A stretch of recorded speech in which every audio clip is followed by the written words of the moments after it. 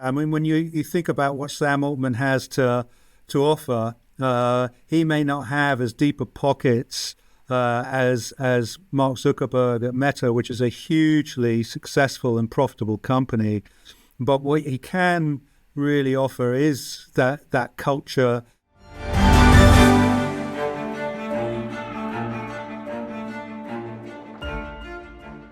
Hi, I'm Maddie, Hale, and welcome to the Tech Report. On the Tech Report, we're going to be diving into all the biggest stories of the week when it comes to the tech sector, these big tech giants and all the drama surrounding all of these multi-billionaires. So today on the Tech Report, I'm joined by Mark Sellman. He's the tech correspondent for The Times. We're speaking about this Zuckerberg Vs Altman debacle. We've seen Mark Zuckerberg from Meta try and poach some of the staff, some of the researchers from OpenAI. So Sam Altman and his team's response to that. We also speak about Donald Trump and Elon Musk and the fact that Elon Musk might have his government contracts taken away and what that would mean for Tesla and SpaceX. So all that today on the Tech Report.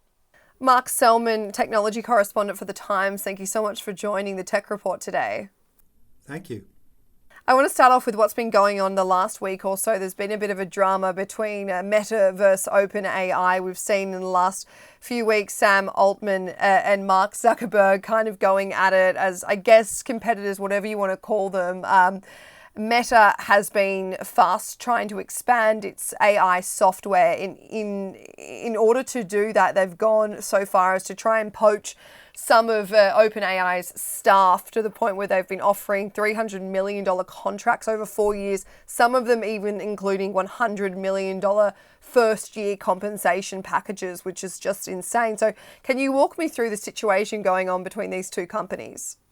Yeah, when this news of this first emerged, everyone initially thought it was possibly a little bit overblown, but as the days have rolled by, more news has come out. It looks to be really a genuine attempt by Mark Zuckerberg and Meta to poach the finest talent in AI from really what is the most preeminent company in AI at the moment, and that's OpenAI. And he's really not sparing any of his resources to do that. In the lead up to this, we got an inkling that he was this ambitious by essentially acquiring an AI company called Scale AI for about $14 billion and incorporating its leader, Alexander Wang, as one of the heads of what he's called this Superintelligence unit, which is a new unit essentially to try and lead Meta towards this quest for superintelligence, a quest that has been the objective of OpenAI and DeepMind and Anthropic. And now you can add Meta to that list. It's interesting timing, Mark, because we saw Sam Altman, the CEO of OpenAI and one of the co-founders. He actually went on his brother's podcast in the last few days. And it was interesting what he said. He said that Meta was somewhat successful in poaching. They poached about 4 senior researchers, but they must have sent this request out to quite a number of them. But so far it was 4. But he said something interesting. He said they were poaching on the basis of upfront compensation over the work and the mission of a company, which won't set them up for a good culture. So I want to get your response to that. If Meta is mostly about business regarding and not culture, not the mission.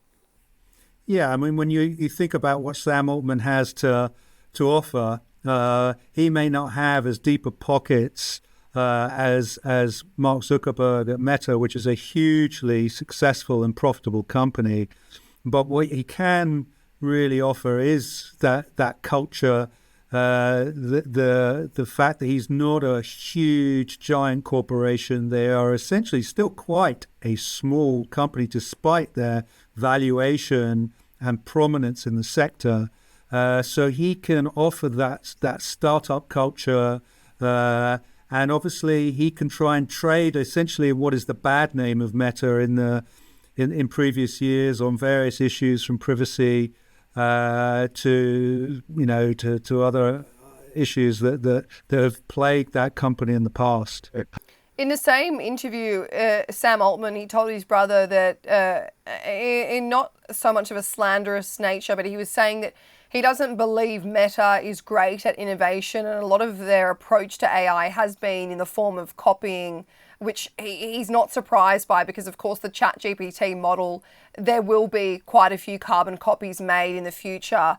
But is that an industry sentiment, Mark, that Meta does copy a lot and they're not very innovative?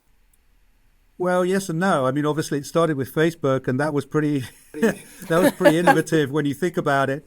Yeah, in the subsequent years, obviously, two of their biggest hits, or you could call it, have been acquisitions. Instagram and WhatsApp were both acquisitions, and they're now hugely successful companies in their own right as part of the Meta parent company. So in that sense, there is that evidence towards acquisition rather than building from within. And during the years, Instagram has sought to copy Snap, and in its stories, and there's certain features. It's made no secret of copying. So in that sense, I think you could say there is evidence for the prosecution there.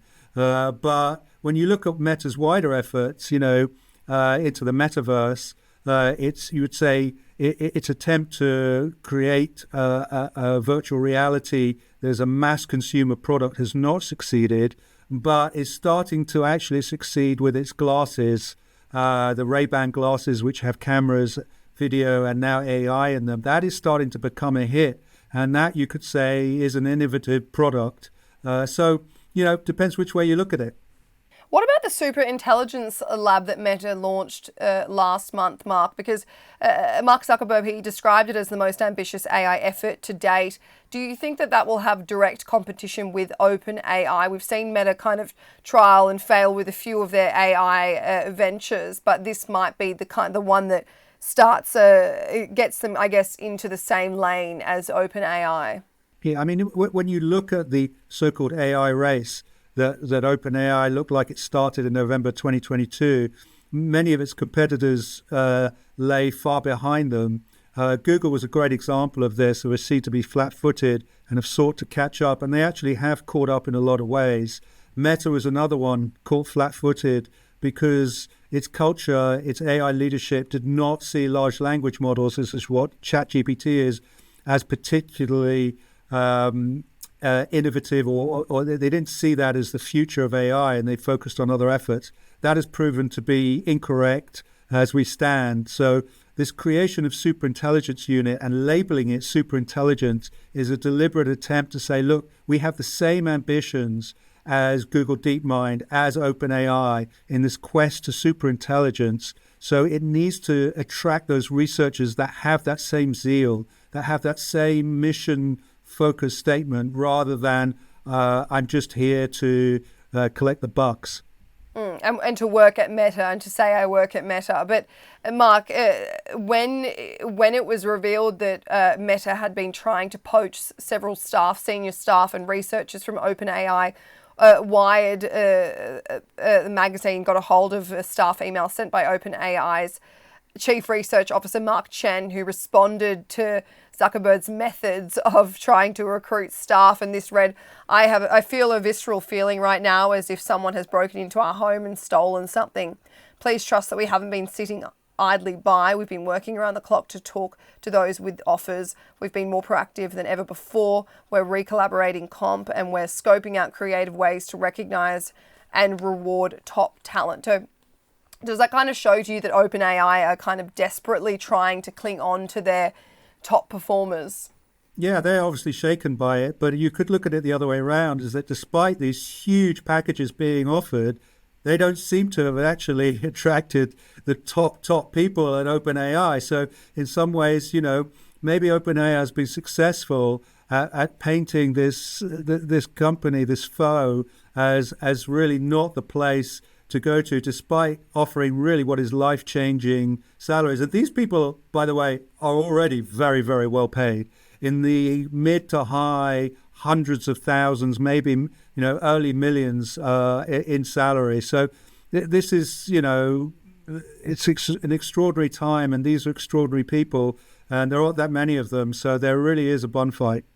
Well, on the note of that, Sam Altman, he speaks of this top talent at OpenAI, and I wonder if it's fair to say that these are the trailblazers, these are the visionaries of OpenAI. Now, we know that we know that AI has been around for longer than the headlines or that we normal people might think, but right now it's in this pivotal stage where it's going to become such the norm that I wonder if Sam Altman and OpenAI are really going to struggle to keep their top talent as various industries, not just tech, hold on and implement AI into their businesses.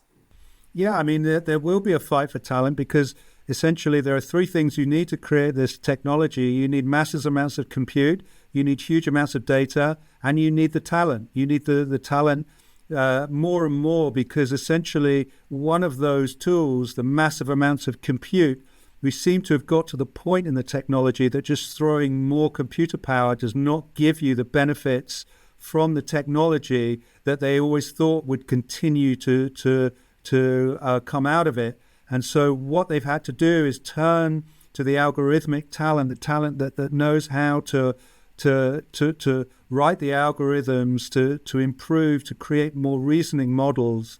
And that is why they are commanding more and more attention and more money, because that seems to be the focus of the future. Does it remind you of those early days of the internet when there were so few people really starting various internet and websites, and when we were really having that transformation? Yeah, in the early days, there always is a clamor for talent, but when you look at what's actually required for these AI researchers, it's not something you can just go and learn from YouTube and suddenly become $100 million a year researcher. It takes a long time to build up these skills. So there is a moat there. There is really a kind of a skill level that just takes time, and I think that's why you can't just go out and learn it so quickly. So I think you can see why the market is really pricing these people very high. Now OpenAI has lost quite a lot of people over the last 18 months anyway through its internal battles over the future direction. They've really lost their chief technical officer, the chief scientist. They've lost quite a lot of people already through other means. So in some ways they are on the defensive, but in some ways it's a compliment to them that they're the top place. How do you see this escalating between Meta and OpenAI? Not so much in the right now, but I guess just in the near future. It's really hard to say. I mean, ultimately it comes down to those employees and whether they are tempted or to go to Meta, or whether OpenAI can counter offer. That's essentially the bottom line of it. If not, Meta will have to go elsewhere, and they are also going elsewhere. They have actually tried to essentially buy the new AI company set up by the former chief scientist of OpenAI, Ilya Sutskever. So there are other avenues for them to go. They can go and poach and buy from elsewhere in the sector, but for now they're focused on OpenAI. Maybe if they're unsuccessful, they will move elsewhere. Mark, just moving on to, I guess, what's happening over in Washington between Donald Trump and Elon Musk. We've seen this war of words continue. But in terms of this, how this would disrupt the technology sector, Trump, he is threatened to, I guess, take away some of Musk's government contracts that he has with Tesla and SpaceX. They're reported to be around $38 billion worth of government contracts that he's had. We know that SpaceX particularly benefits from these government contracts. They've had about $22 billion since 2006. So if this feud causes Trump to stop these contracts, would it make a big impact?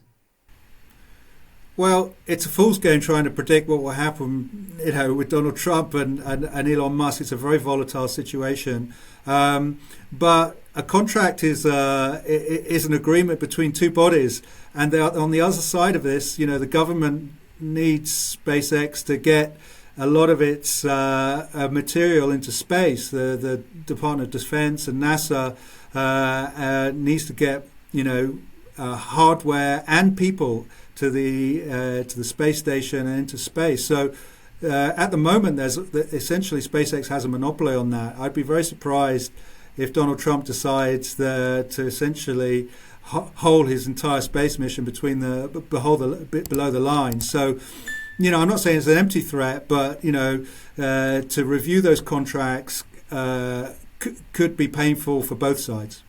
It wouldn't be the first time we've had an empty threat from Donald Trump. So, Mark Sellman, thank you so much for joining the Tech Report today. No problem.